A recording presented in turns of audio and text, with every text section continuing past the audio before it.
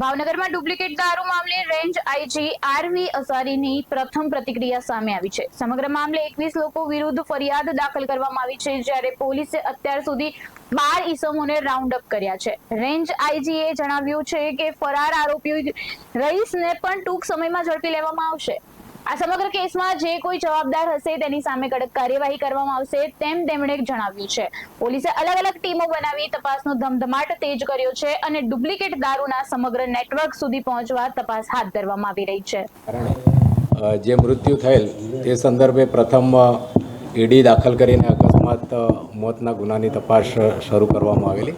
તે સંદર્ભે આજે ફરિયાદ દાખલ કરવામાં આવી છે સરકાર તરફે અને કુલ 21 ઈસમો વિરુદ્ધ નામજોગ ફરિયાદ દાખલ કરવામાં આવેલી છે। પોલીસ ઇન્વેસ્ટિગેશન ચાલી રહ્યું છે। હાલ આ જે ગુનો દાખલ થયેલો છે એની તપાસ સ્ટેટ મોનિટરિંગ સેલ ટીમને આપવામાં આવી છે।